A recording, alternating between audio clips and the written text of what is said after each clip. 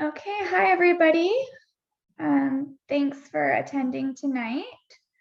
We are just going to wait a few moments just to kind of get everybody into the webinar here. So yeah, just hang tight for a couple of minutes and we'll get started shortly.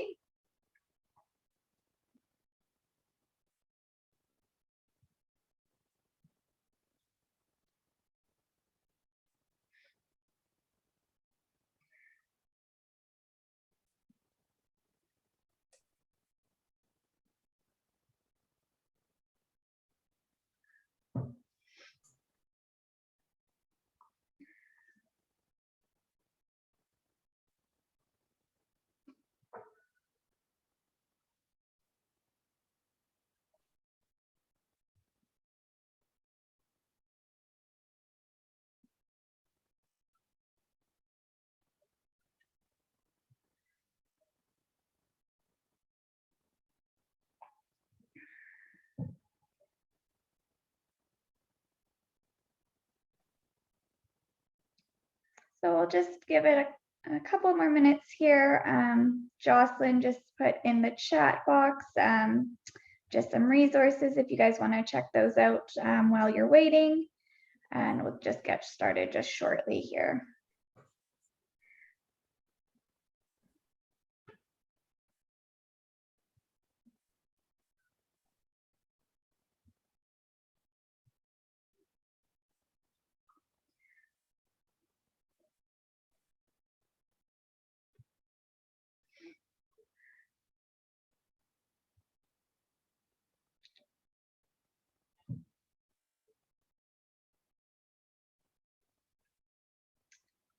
Okay, well, I think we're gonna go ahead and get started now.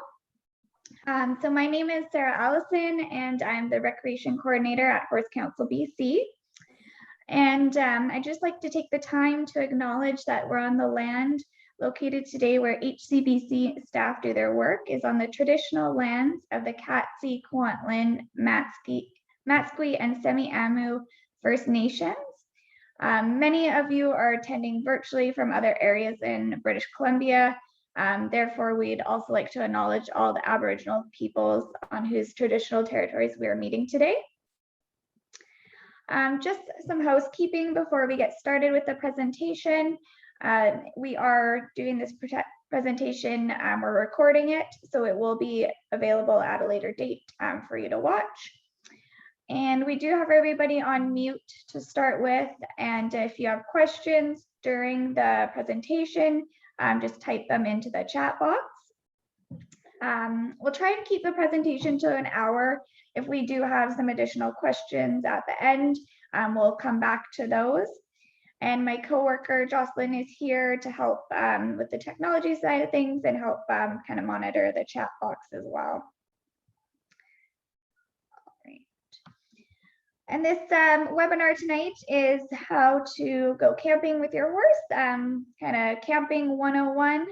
And I just wanted to say, in regards to travel restrictions right now, we are optimistic that shortly things will be opening up more, and we'll have the opportunity to travel outside our health region. But just at this time, we are not encouraging you to travel. And just to kind of stay informed with the guidelines of the provincial health organization and everything. And yeah, just to not travel at this time, but things are looking promising for the summer and fall ahead, so it's great. And just also our presenters today are drawing on their own personal experiences, and we just advise you to use the campsites and trails at your own risk. Okay, so today I'm here with Sharon Pickthorn, Rose Schroeder, and Linda Buchanan, who are members of the Backcountry Horsemen. And I'm really excited again for them to share their passion, knowledge, and expertise about riding and camping with their horses. And yeah, just to thank you to everybody who attended our last webinar and kind of prompted us to go ahead with this one. Our last webinar was more of a where to go camping with your horse in BC versus a how to go camping with your horse. And we do have a recording of that on our YouTube page as well, so you can check that out there. And yeah, we were just getting like a lot of specific questions on how to go camping with your horse, so we just couldn't fit it all in the first one, so we're here again tonight. So today our presenters will go over topics such as pre-trip trailer maintenance, what to pack for you and your horse, tips and tricks on how to care for your horse at camp and on the trail, and we'll also touch on leave no trace principles and adventure smart programs as well.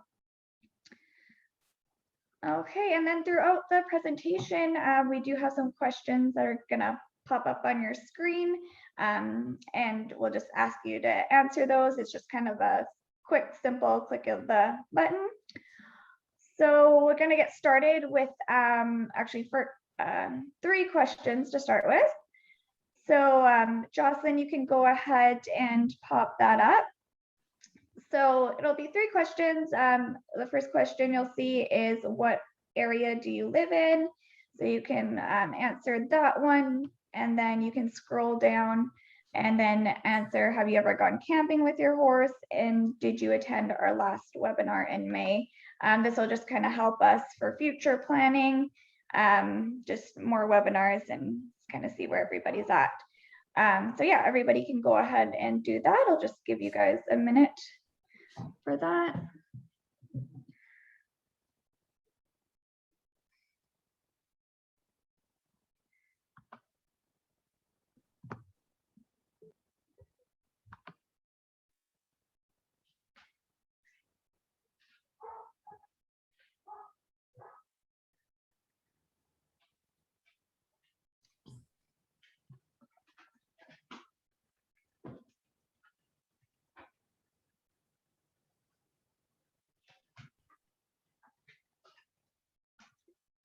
Okay, so if everybody's had an opportunity to answer that, we'll just kind of move on now with and get started with our presentation. So Sharon, I will pass this over to you now. Great, thank you very much, Sarah. Can everybody hear me okay? Yeah, can hear you good, Sharon. Great, okay. Welcome everybody. Rose and Linda and I are really pleased to be presenting this, and I'll speak for myself, but I'm pretty sure Rose and Linda would agree this is one of our favorite activities, is to go horse camping. So it's no pain for us to chat about this. We could do it all night long. So the questions that we're collecting, I just wanted to explain that it helps Horse Council to design more webinars and provide us, it helps us to provide educational resources for you. So that's why we ask these questions, and then we come up with something else we might want to be able to present. So, okay, so that's a picture of your average, that's my truck and trailer, and that's in Lundbaum many, many years ago. And I'll just go on to the next slide. Hopefully everybody can see my screen okay. And come on, there we go. Okay, so this is weeks before you go on your trip. You want to make sure that you're going to have a safe trip. And these pictures that are showing on this slide give you 1,000 words. Basically, your full rig needs tender loving care, and you can't prevent all the accidents or things that happen, but you certainly can be prepared. So you'll see in here, number 1 is your vehicle. Does it need a service? Have your brakes been checked recently? Linda's going to speak to in the next slide talking about licensing for large trailers. Your trailer, it should be serviced as well. Ask yourself, when was the last time you had it into a shop where they checked your bearings and your brakes and made sure your controller was well, plus your emergency for your trailer? There's a line that you will break off if you separate from your trailer. You want to make sure all that stuff is checked. Next one is your accommodation. So your camper, your tent, whatever you're traveling in, have you checked that all out? Is it all in good working order? And I'll give a few examples of why you want to do that. Okay, the next bullet is plan your itinerary, especially right now with COVID. Make reservations where possible. If you're going to a place that takes reservations, do that, plan it out. And also research the trails and the camping that are suitable for your level of experience. And you can use the Horse Council BC Trail database for that. That's what we talked about a lot in our last webinar. And the last item that I have on that third bullet point is address your road assistance options. So let's start with road assistance. That's a pretty big concern. Everybody has to, do their research on that. There's 2 that I'm aware of, BCAA and US Rider. I've certainly learned the hard way, as you can see from that picture of me standing with my arms outstretched in front of my truck, is that being friendly and kind to whoever comes to help you, you will end up getting much better service. This nice gentleman drove me all the way to Calgary and from a fair distance away. And I've also had my horse trailer towed twice with horses in it, even though they don't guarantee that. It's at the driver's discretion in most cases, but pull out all your cookies, sandwiches, treats, smiles, anything to make that a more pleasurable experience. Trailer tires. You see that nice picture of Linda and Rose down underneath that rig? That was a trip that we did, and we had 5 rigs and we had 4 flat tires on the one trip. One of those rigs did not have a spare, so please make sure you have a spare. I personally carry 2 spares. Having the trailer inspected, personally, I have my trailer inspected once a year, and I go to a business that is a commercial inspection facility. You don't have to do that. It's just those guys are, they can actually, they provide permits and certificates for inspection, and they do a lot of trucks and trailers, et cetera. So that's where I go and have that all checked out. Something like your camper, one thing I learned is I thought I was all ready to go with my camper, and then it rained, luckily 2 nights before I was leaving, and I found out that my vent was leaking and I had a totally flooded bed. So that's all the things you can sort of think about. And now I will go to the next slide and turn it over to Linda to speak about licensing. Okay, licensing for trailers over 4,600 GVW. This is like a living quarter type trailer. Anyway, you need to have a code 20 endorsement on your class 5 driver's license, and you get that through ICBC. You can go to weigh scales if you're unsure of the weight. CBSE weigh scale stations, you can pull over, go talk to the guy in the booth and say, hey, I just want to get my trailer weighed and get a printout if possible. And they'll do that. It's no charge. You can also go to gravel pits. They have weigh scales there to get an idea. So what we're talking about is your trailer fully loaded. So this trailer in this picture, when fully loaded, I need to have that code 20 endorsement. There's great practice tests online. Practice them all, your class 5 and your heavy trailer endorsement, because there are a lot of questions on there that actually deal with just basic driving knowledge. If you're driving, if you are stopped by the RCMP or even CVSE, the wrong class of driver's license is a $276 fine and 3 points on your driver's license. And also, without the appropriate driver's license class, ICBC may not cover your insurance in the event of a crash, as you are not legally allowed to tow that combination. So that's all I have to say on trailer licensing. Next one, Sharon.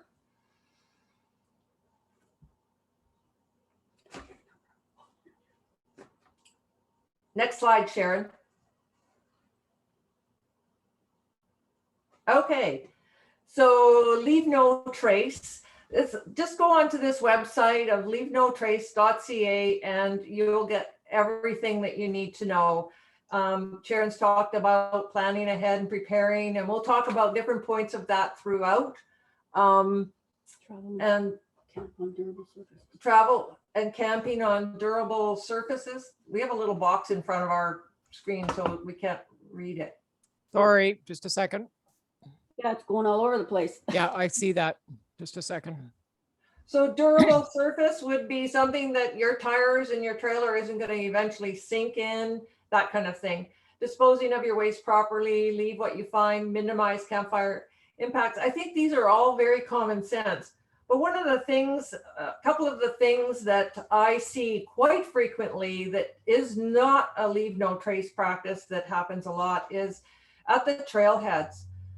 Manure is left behind in a parking lot at the trailhead. And when you have a trailhead that's multi-use, this does not look good on equestrians. And it's one of the reasons why we start to lose our right to ride on trails when we are not cleaning the manure up. So one of the things that is an indicator for me is that person that left the manure behind doesn't have a manure fork in their trailer. The other thing is hay. Whether you're at the trailhead and have hay nets, or you're at a horse camping spot and there's corrals, or you bring portable corrals, or you've highlined, leaving your hay behind for the next horse to eat doesn't work. We have no idea when the next horse is going to arrive, how long that hay is going to be out in the elements. And I think it's just personally disgusting. And it also attracts wildlife. So by cleaning up, most people are all really good about picking up their manure in the corrals or where they've been camping, but pick up your hay, leftover hay as well. That would be greatly appreciated. Last thing is just honor trail restrictions. When there is trail closures in place, there's good reason for it, and it's to prevent erosion and to also maybe to protect wildlife. So I think that's it. Next slide there, Sharon. Sharon, I think people are only seeing horse camping 101.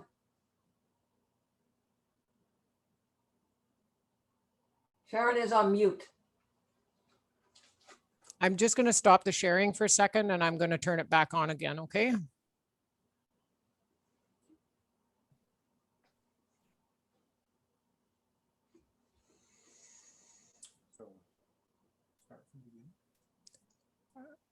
Sorry, you want me to start the slideshow from the, well, how about from the slide I should have been on? Okay.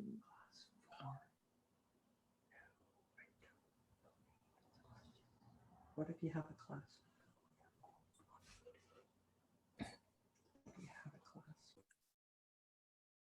Where?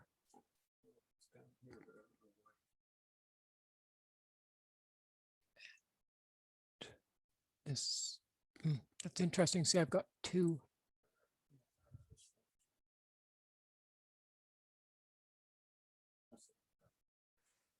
Okay, does everybody see accommodation types? Whoops, I'm muted. No. No. Okay, just a second.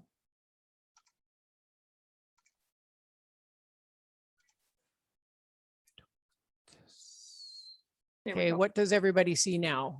Accommodation Looks types. Okay. Okay, I guess that's the next screen that next slide that we're doing.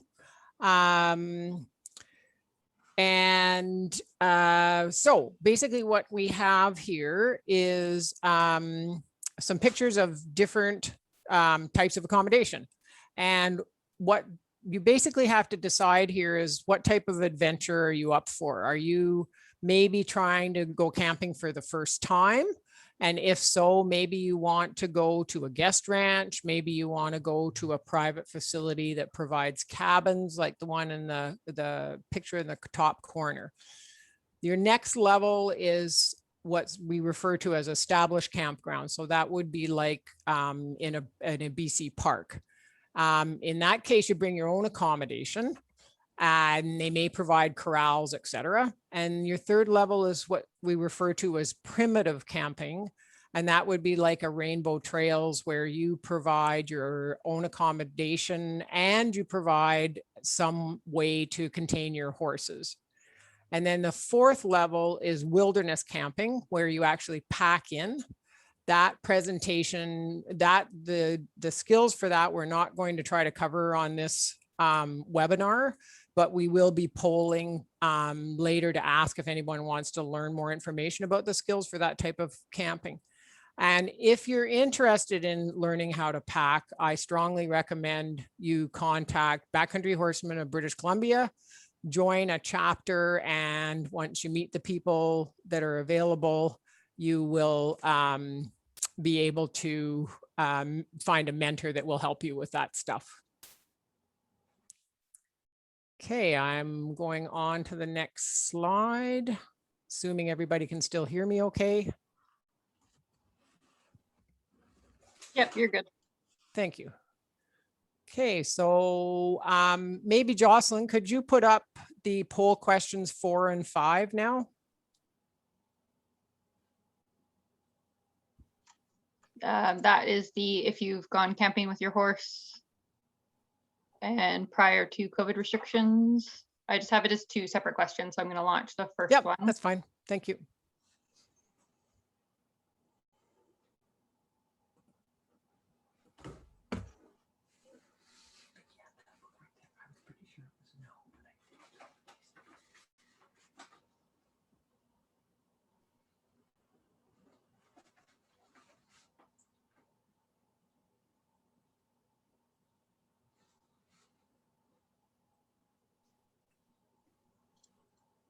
And once we've got through those 2, I'll move it on to the next slide, and Rose will be taking over on that one. Okay, the second question is up now.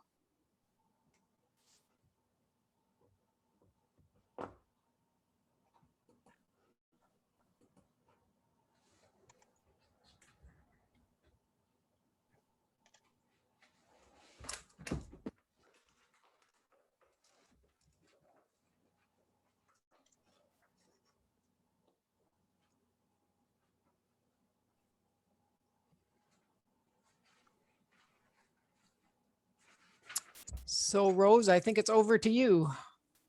Okay, I agree with Sharon. This is one of my favorite things to do, whether I stay at a resort with my horse or whether I go packing into the wilderness. So the first thing I'm going to talk about is how you're going to keep your horse with you, whether you're at camp or out on the trail, because we know how important that is. Because one of the things you got to consider, especially when you start riding the backcountry trails, is can you walk out if you lose your horse or your horse goes lame? So it's one consideration. My favorite answer to almost every horse related question is it depends. So you'll probably hear me say that quite a bit.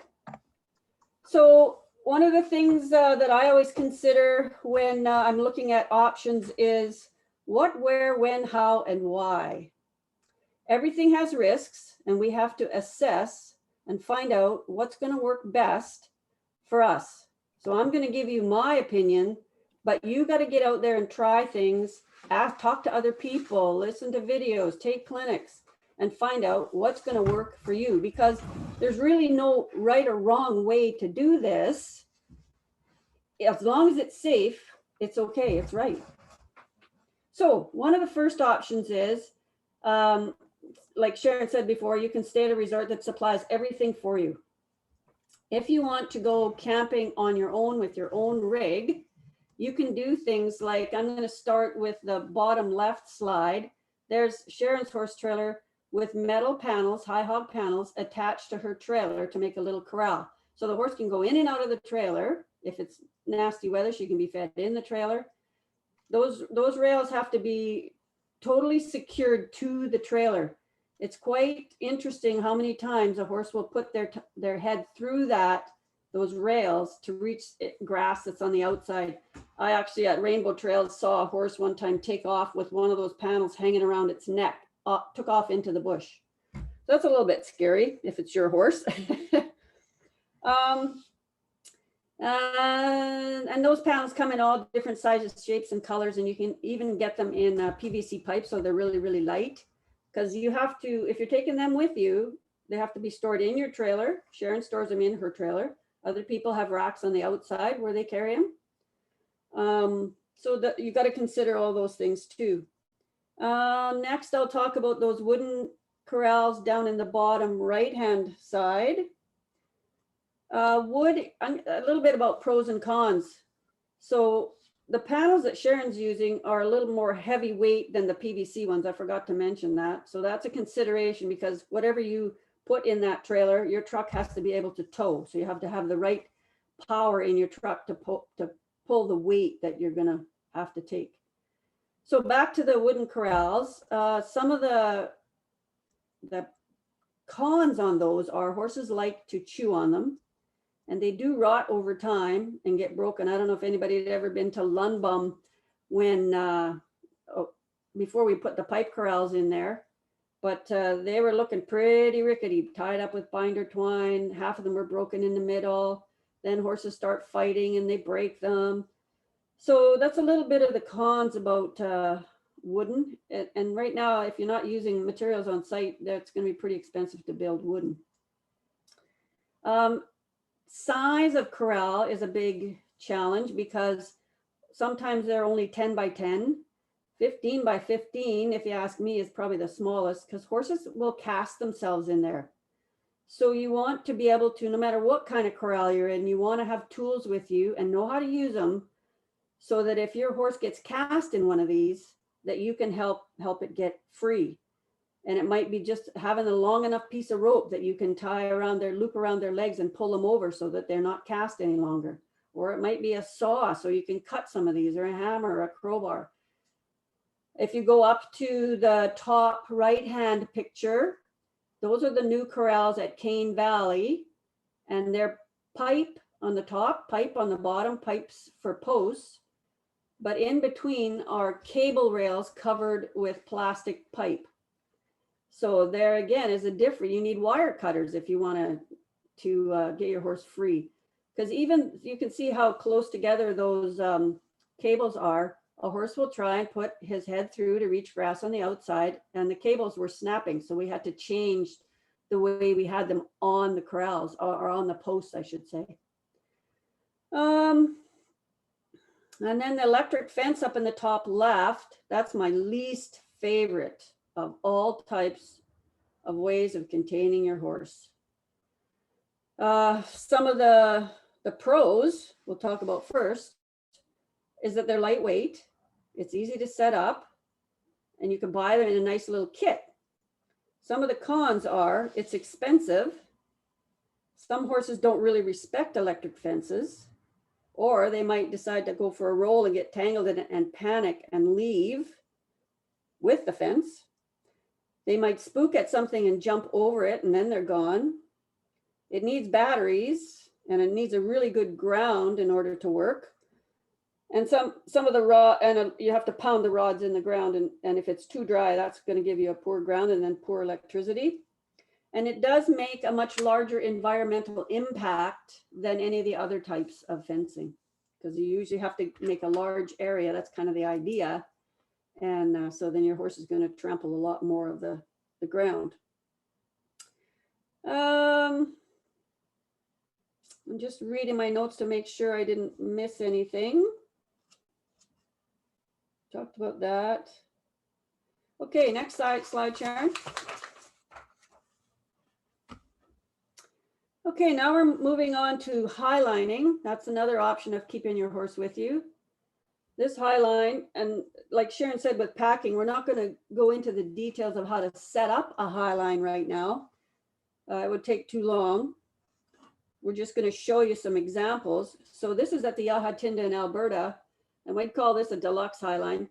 Yahatinda provides those poles, see that green pole, for you to attach it to, so you're not going to damage any of the trees because you're in a park there.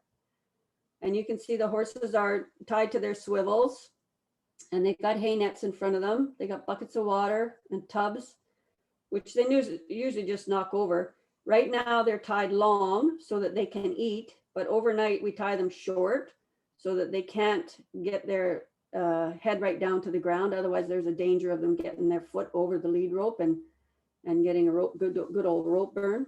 I saw a horse one time, and it was my horse actually, get his, it went to scratch his ear, got his foot over the lead rope and flipped himself upside down. We had to run up there and cut the rope. So it's risky, but it's probably one of the best ways to keep your horse with you when you're out in the bush, for sure. I should tell you quickly, but that might come up later.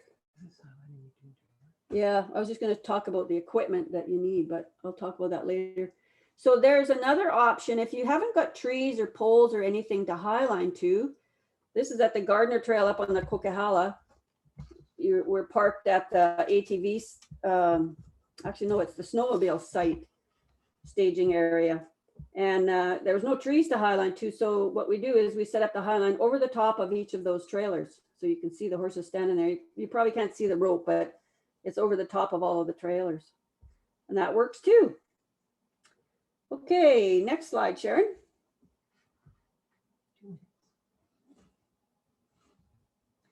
Okay, here's securing your horse when you're out on the trail. So one of the first things you want to do is you want to stand there and you want to look up and make sure that tree is still alive. And you want to look down and make sure the ground around his feet is safe. And then you want to make sure the tree is like 4 to 6 to 8 inches around in diameter. And then you want to tie him at eye or wither height.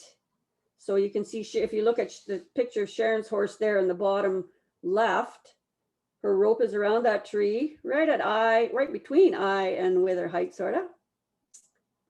Tied with probably a quick release with a half hitch on it. We always carry our halters. If you look at the chestnut up there in the top left, he's got his halter under his bridle. We always have a halter and lead rope with us in case of emergencies or in case you want to stop and tie up. We don't tie up with reins. And you want to tie off the trail. If you look over on the right-hand side picture, all those horses are tied to little trees because that's pretty much all we could get at there. That's up at Palmer's Pond on the Hudson's Bay Brigade Trail in the Coquihalla. And you can see the trail where that person's walking, and all except for one horse is tied off that trail. Spaces were limited there, so we got as many of the horses off the trail as we could.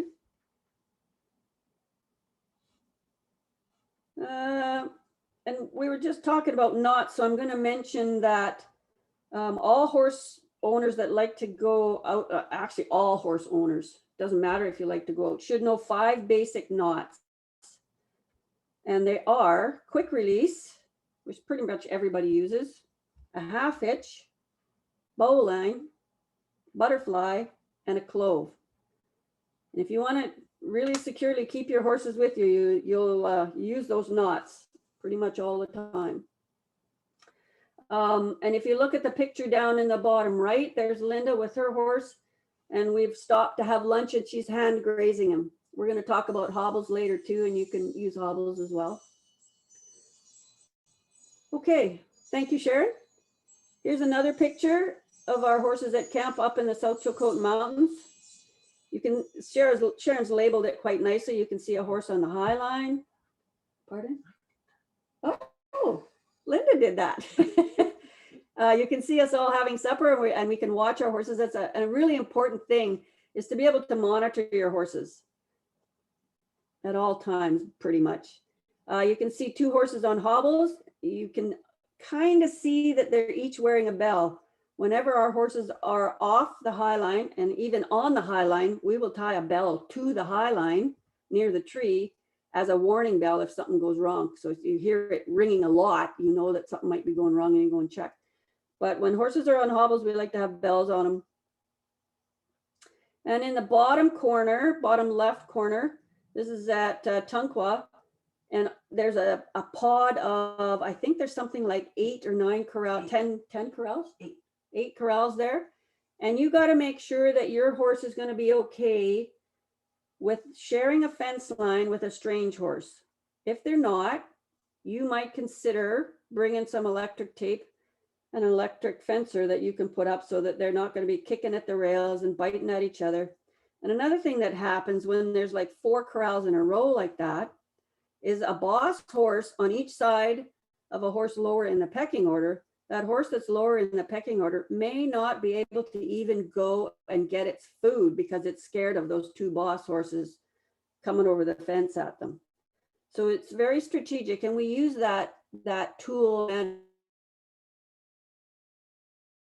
or on the outside of the eye line or the outside corrals in a situation like that one at the bottom.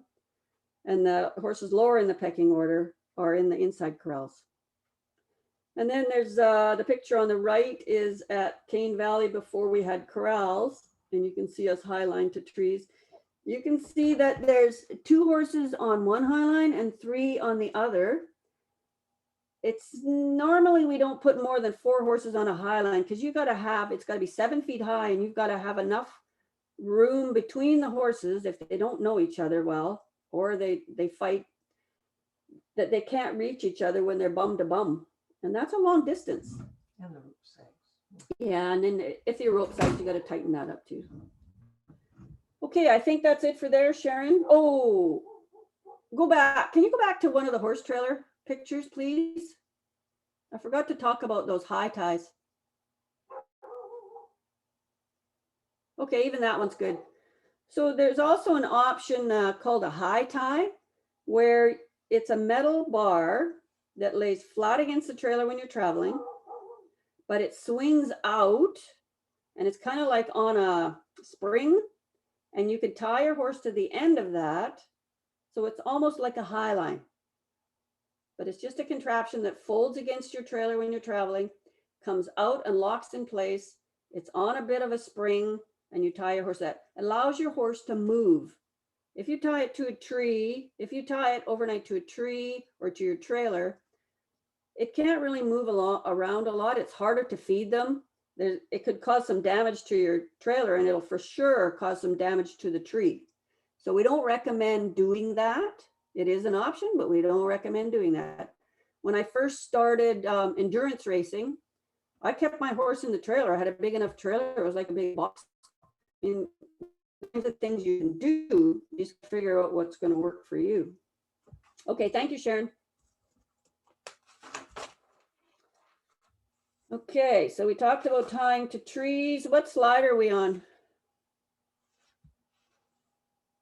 Are we on slide 9? No, we're on slide 10. You're Okay. on the, what's on your saddlebags. Yeah, so I'm going to talk quickly a little bit about how I carry my saddlebags and what I carry on me and what I carry on my horse. So this is a big part of that leave no trace principle. Plan ahead and prepare. Where you're going, who are you going with, what's the terrain like, all those different things. How long are you going to be out there?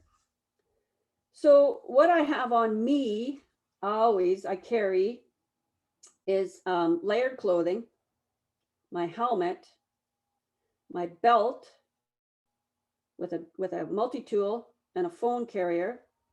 In my pockets of either my vest or my jacket will be like a lighter, the maps, my communication tools, whether it's just my cell phone, or maybe it's going to be my satellite phone or an inReach or something like that.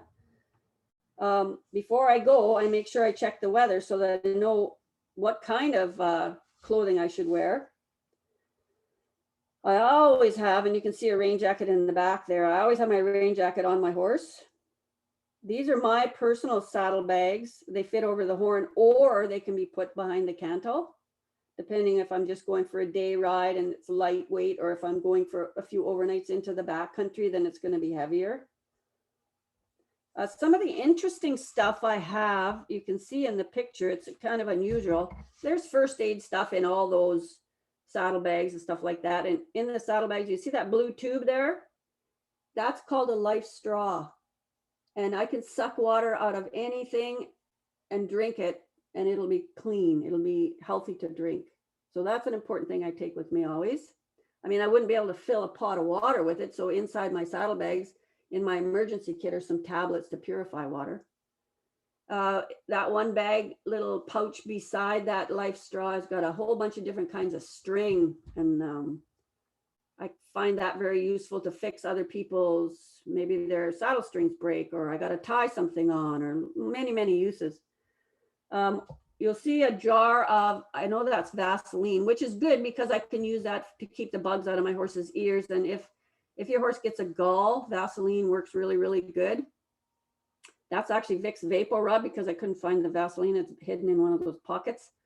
And Vicks Vapor Rub works good for keeping bugs off of horses too. I got a lighter. I usually have 2 or 3 lighters with me. You can see those bent white things and some little yellow things there. Those are zap straps. You can fix pretty much any piece of tack with that. Broken reins, broken bridle, all kinds of things. Black tape and duct tape are really good to have. Black tape stretches, so you can use it to wrap something around your horse's foot or a bandage, or if you lose a shoe and you don't have a boot along, you can, I always have a piece of sock in my saddlebags, and I can put that over my horse's hoof and take a pile of duct tape and duct tape to that to my horse's hoof, and probably get him out of the bush even like 10 kilometers. That black thing in the back there, that's called a vessel, VSSL. It's an emergency kit, and that's an emergency survival kit. You can buy those at a store. There's my belt and my multi-tool. Over on the right-hand side, that coil of rope, that's called a buddy rope. And it's useful to have along for many, many different things. You can pull firewood into camp. You can pull your buddy's horse out of the mud. I had a horse that wouldn't cross this, like it was a foot wide creek, literally, and it would not cross that thing. So we just pulled it across till it decided to jump, and then away we went. And we were out of the way, right? That way we're out of the way and we're not going to get trampled. So that's a useful tool. It just hangs on one side of my saddle. I did see a very interesting, Sharon sent it to me, very interesting way to carry that around your horse's neck and then use your hobbles down between your horse's legs like a breast collar. And that way it's doing double duty. I like things that do double duty. Down below, you'll see another blue pack. That's my human and horse first aid pack when I go on long trips. It's even got a cast in it for a person's arm. It's got different drugs that the vet gave me for horses, like bute and banamine, if we're going in the backcountry. I don't take that on my usual day rides. Let's see. So just to kind of summarize this, the main thing you can do to help yourself here is get educated. Have a mentor. There's so much information online. I think we're going to talk about the Trail Meister later, right? And a link to his website. Yeah, because he's got some really good information. I also, I forgot to mention that I always wear a scarf or a bandana. There's 101 uses for that that's been listed. Oh, here's a biggie. What are you going to do with your keys? That's okay, Sharon, just leave it there. Yep. What are you going to do with the keys to your vehicle? Whether you're on a day ride or whether you're going out in the mountains for a week. What are you going to do with the keys? Some people take them with. Some people hide them in their horse trailer. Some people hide them in their truck. Some people hide them in the bush where they're parked. But it's something you got to consider what you want to do. On my horse, I make sure I have the right tack appropriate for the job and that it's in good repair. And that doesn't mean English or Western. You can do it with English or Western. I like to have 2 pads, but that's how many slides? I like to have 2 pads on my horse. Oh, I like to have 2 pads on my horse so that it doesn't create friction. It also gives me something to sleep on when I get to camp. And if one of them is a thin felt, or you can use foam, dense foam. Because if you get another horse bit my horse one time when we were out in the snowy mountains, and we still had like a 3-day ride to get out, and he was bit bad enough on the back that he I don't know, he wouldn't have been able to carry me. So what we did is we took one of those foam pads, and we cut a hole over top of the injury, put some Vaseline on it, and he was good to go for the 3 days. It actually healed as we were riding. Halter and lead, breast collar, crooper, breeching, well, it depends on where you're going. Shoes or boots, it's up to you, but make sure you have something extra in your saddlebags in case something goes wrong. I always have a water bottle and the life straw. And we talked about the first aid kits. Okay, so now on to hobbles. That's another way of keeping your horse with you. And it's also part of feeding your horse. So hobbles allow your horse to eat and move, and it teaches them not to panic. When you train your horse to wear hobbles, it teaches them not to panic when things like wire get wrapped around their legs or ropes get wrapped around their legs. You can use them to stop your horse from pawing if they paw in the trailer or when they're tied somewhere. Because it's annoying when your horse digs a hole to the china in your friend's lawn. I like to think of hobbles as you're a hero when you put them on because you're letting your horse go out to eat. And you're also a hero when you take them off because you're giving them back their freedom. So there's two ways to teach a horse to hobble. There's the old cowboy way. You just put them on and let the horse fight. Make sure he's in a safe area and let him fight. Or you can gradually teach them to accept the hobbles. So you want to find somebody that can help you with that because that is another whole session. We're actually going to have Jocelyn put up a They poll can question number yeah. 6 about further training that if people want more training on hobbling, we have that as a poll question as well, Rose. Okay, well, it looks like we got a poll here. Do you want to answer it? I can't see it. Okay.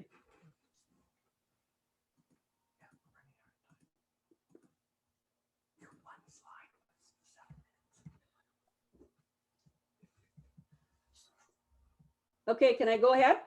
You can go ahead and just watch your time. We've only got 10 minutes left for the whole thing. Yeah, okay. Okay, here's the different kinds of hobbles. So the ones on the bottom, the black felt hobbles is what you start with. You can see that they're further apart. The Australian hopping hobbles, as we move up, you can see the chains get shorter and shorter. I personally like those orange hopping hobbles because they're easy to put off and on and they just clip in there. Buckles with your frozen hands. And the ones at the top are a figure-8 leather hopping hobble. All of them are good. You just got to find somebody that can teach your horse to go through the process. Okay, next slide.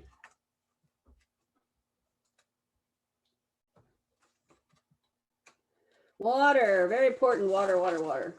You can lead your horse to water, but you can't make them drink. So we'll talk about traveling quick first. If your horse doesn't drink well the first day, don't panic. Most horses don't until they're really seasoned travelers, but there are things that you can do to help them drink. Now, I want to encourage you to talk to your vet first before you do these things. One of the easiest things is you can add something like apple juice to their water at home and get them used to that so that when they're drinking strange water, that they don't really notice it so much. You can add salt to their water. You got to be careful with salt though. Same as electrolytes. You can add electrolytes before you leave home, but if your horse isn't drinking when you're traveling, you have to stop using electrolytes. But talk to your vet about that. It's a tricky thing. We stop every 4 to 5 hours because that's what research says a horse should be able to put food in its stomach every 4 to 5 hours. And we stop so they can drink and pee and eat. We like to stop where there might be a creek or a lake and a little bit of grass. Grazing is best. They get a lot of moisture out of grazing. But we'll offer them water and we'll offer them soaked, wet, sloppy food. So they get some moisture in that way, like soaked beet pulp or Fibermax or cubes or something like that. And we offer water after they've eaten because that's how horses operate. They eat a little bit, they drink. They eat a little bit, they drink. I know Pony Club didn't teach us that, but that's the way it works. We always carry buckets with lids and some way to move our water because a lot of the places you camp, you have to go get your water and bring it to your horses or take your horse to the water. Okay, Sharon, I think that's it for me.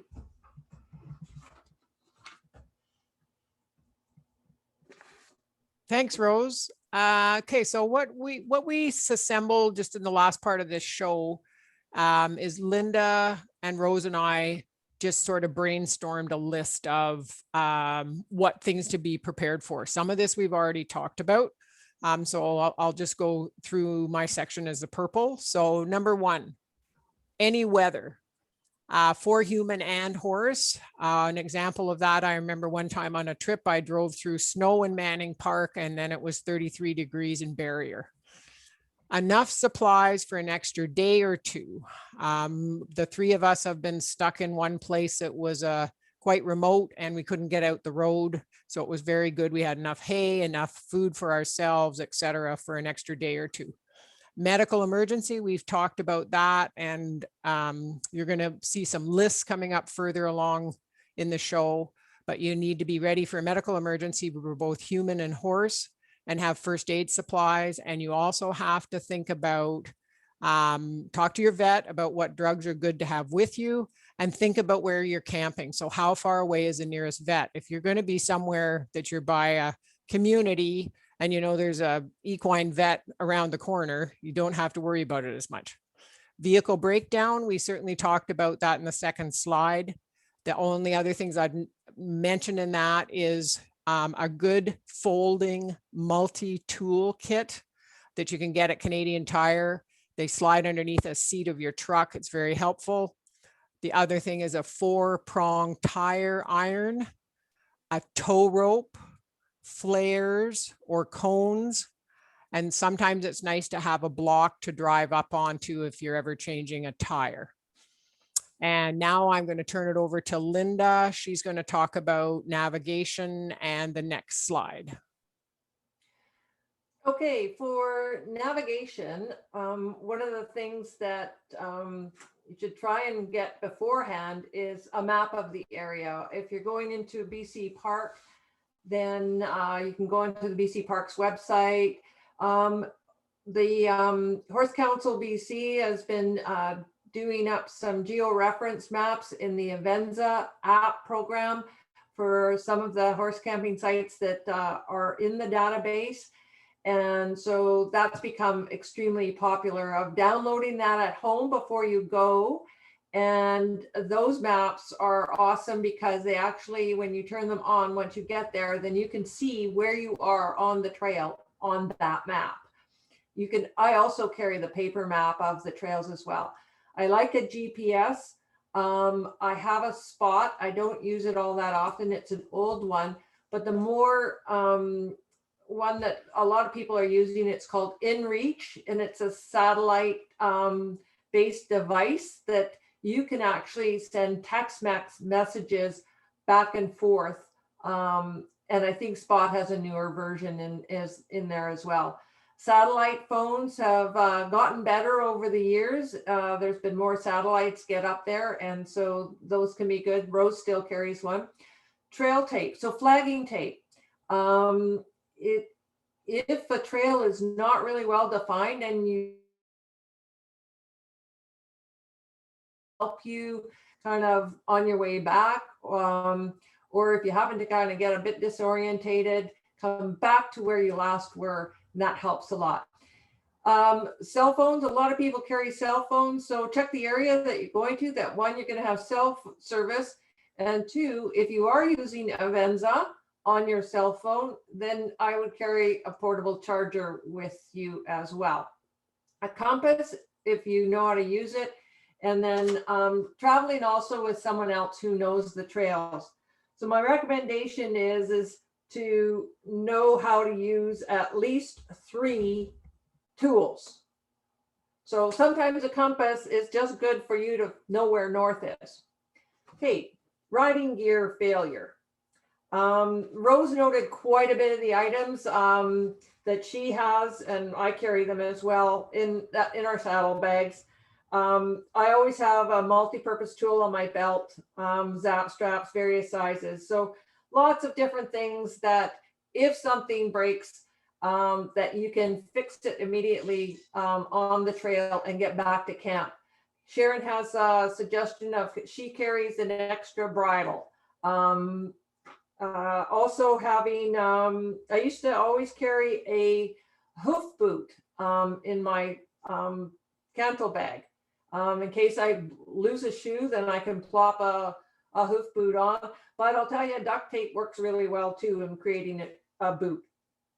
And if you're good, or you're traveling with somebody that actually knows how to put a shoe on and nails, then, you know, ask your farrier to, can I have their old shoes just to have in case of an emergency and a couple of nails, and they're really good that way. Next slide. So those are some of my navigation tools. That's the spot. And I really like my GPS because it's very accurate, but I also know how to use it. So there's a learning curve with that. Next slide. Being prepared for the terrain that you're going to. Is your horse conditioned and fit enough to climb those mountains, to do a 7-hour ride? Just anything that you might encounter. Is your horse able to actually cross water? These are things that you should work at home before going to. So the picture here is up at Robson Valley. It's called Swift Current Creek. It's more like a river. And just to the lower part of where those horses are crossing, this is really important about going with people that know where they're going and can read the river, is a hole. And we almost lost a mule and their rider in that hole. So not only getting your horse good at crossing even little streams of water and whatnot that they'll put their feet into, but also knowing how to read river, especially when the waters get high. Being a good dog owner, that's really looking ahead and saying, should I even be bringing my dog on this camping trip? And in this case here, one individual did bring their dog. And if that dog wasn't on a leash while he was riding to cross this river, we would have lost the dog. So if they're staying back at camp, are they quiet? Are you leaving them in the horse trailer? You know, you got to be considerate about everybody else there. Provincial parks do not allow dogs off leash. So it's not safe to be riding with your dog on a leash. So provincial parks might be a consideration where you will leave your dog at home. Also, making sure that your dog has good commands, has a recall. When you say come, that dog comes. So they're not scaring wildlife. They're not scaring hikers, running up and jumping on them. Not everybody is dog friendly or comfortable around dogs. So that's a really big consideration. Water at camp, just giving some calls ahead of time. Is there water for horses? Is there water for people? Is there going to be any waters on the trails, or is it just seasonal? So you have to plan ahead for that. Did you know that a horse can drink 10 to 15 gallons of water per day? So you might be bringing water with you if there isn't a stream or creek nearby. And same with the potable water for yourself, having enough there. Wildlife encounters, great website, Adventure Smart, and it'll teach you how to respond with bear or cougar. Get to know that and be prepared. If you're carrying bear spray, practice it. It's, you know, pulling it out of its holster and spraying it. God help you if you're downwind when you spray it at eye level. To you and your horse. To you and your horses, right. And then, so adventuresmart.ca is where you're going to learn all about being bear aware, cougar aware, that kind of thing. If there's signs posted that there's a bear in the area, then really think about how you're going to be storing your goods and the safety of your horses and yourself. Wildlife encounters.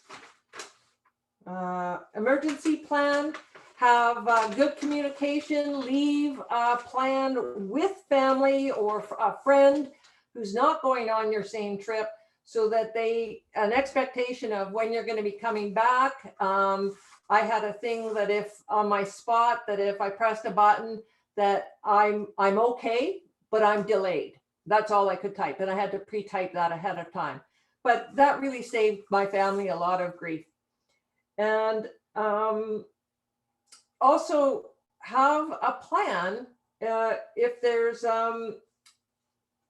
if you don't have cell communication, of how you will communicate in any kind of an emergency. It might be one person leaves the group or whatever, but just have a plan ahead of time. And if it's camping, take a trial run, set up a camp in your own backyard, see how you can handle that. And it really helps you to decide whether, you know, if you've got everything, if you're ready and you're prepared. So as an adventure, it's a good adventure if you do your homework and you're well prepared. So depending on your adventure, I'll go really quickly because I think we're running out of time here, is so you want to check what amenities are there? Corrals, toilets, water, parking. Will my rig fit? So that rig, my rig at the second or third slide there may not fit in every place. How many kilometers of trails or loops are there where you're going? And what's the footing like? Are reservations required, or is it a first come, first serve? I think almost all rec sites and trails, equestrian campgrounds are first come, first serve. Anybody can use them. When are the best times to visit? Are there any rules or restrictions, such as maybe there's rules that no dogs, horse feed, are portable corrals allowed, and fire restrictions. It's also good to know if it's a multi-use area, and what are your driving distances and quality of the roads. If you're going off the main highway and onto a Forest Service road, is it going to take you 3 hours to go 10 kilometers because it's so full of potholes? Or are you going to meet logging trucks? Or meeting logging trucks as well, know their radio channels, that kind of thing. So anyway, it's all an adventure. Thank you. Okay, we're right at the end here. So what I've posted here, and this is available under the Horse Council website, under recreation, and there's a tab under there called resources. And so you're going to find a bunch of stuff we've already added there. So what this is, and you'll be able to download it from there. This is an Excel spreadsheet that I personally use. You welcome to use it, change it however you want. You know, maybe you don't eat kohlrabi or bring cold slaw, but it's a list that can give you a basic start and just make you sort of think about, okay, think about food, think about me, think about my dog, think about what's in the horse trailer. So that list is available to download. The next list. Again, this is also available to download on the Horse Council website. And this is a list of what Linda and Rose have been talking about. So this is personally what I carry, and I actually ride with a very kooky looking fishing vest on. And in that fishing vest is all these different things. And it's all stuff we've talked about, everything from a compass to a GPS to whistle and dog leashes, all that good stuff. So that's available to download as well. It's like I said, it's in a fishing vest. And I think that's about it. I'm just going to put on a final slide. I don't know if we've had a good chance to look at the chat. We'll have maybe Rose and Linda monitor that right now. I'll just go to the last slide. We are up to date on all questions, Sharon. Okay, I've got chat 11, so hopefully you've been able, now it's up to 12, so maybe there's some more coming in. One last thing I want to say is that list that I have, that I carry on me personally, it's a very large list, and that's because I've camped and rode in remote areas by myself. And therefore, if you're by yourself, you need to be rather prepared. The other thing to do is to work as a group. So if you know you're going riding with 4 friends, you don't have to duplicate all the items you bring. So, you know, work with the other people you're going with and decide, you know, who's got the first aid kit, that sort of thing. You also want to think about first aid kits. I leave a large one in my truck or horse trailer back in camp, and then plus the one that you carry on your body, and the one that's in a horse trailer, you just allow people, you let the people that are in your camp know about that first aid kit. And again, as they mentioned, you talk to your vet about getting the drugs that you might need if you're in a very remote area. And I think that's about it. So I'm just going to go to the last slide and just say, you're going to have a whole lot of fun doing this. Hopefully we haven't scared you out of anything. Start small, you'll get better at things. And we need to bring up a poll question. I think we've got one last one, if I'm correct. Sarah, I don't know if you've got one more there, or Jocelyn.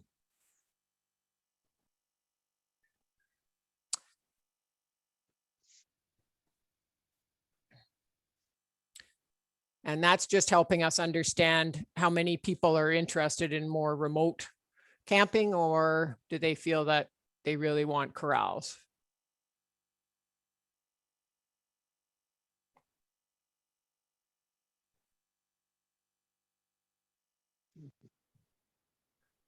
Okay, so I've just got one question there. Will the recording be available for review? And yes, it will. I'll let Sarah address when that might be available. Yeah, recordings.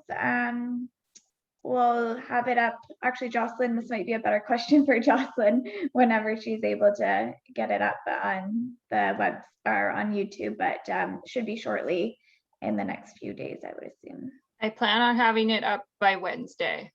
Awesome. Thanks, Jocelyn. Okay, well, is that everything on your end, Sharon?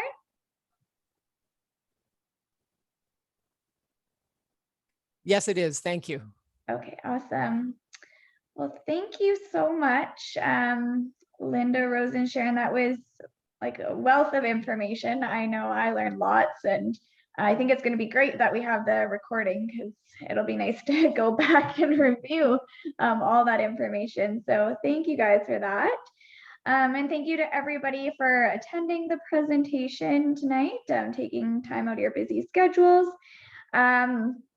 And yeah, if anybody is just kind of starting out camping with their horses, or interested in meeting or learning more, meeting people or learning more about camping, getting involved like with the Backcountry Horsemen is a great way to do it. You can become a member with them. Also, if you're interested in helping with developing or maintaining horse trails, volunteering with them is great. So there's a lot of great people like Sharon, Rose, and Linda there that definitely know their stuff and can kind of help mentor you and everything. So definitely a great organization, and something that if you're interested in getting horse camping, something to really look into and become a part of. I think we should have links to their website as well. Yeah, so I think that's everything for tonight. And yeah, thanks again for attending, and thanks to our presenters. So everybody have a good evening. Thank you, Sarah. Thank you. Thank Guys. you. Good night. All right, good night.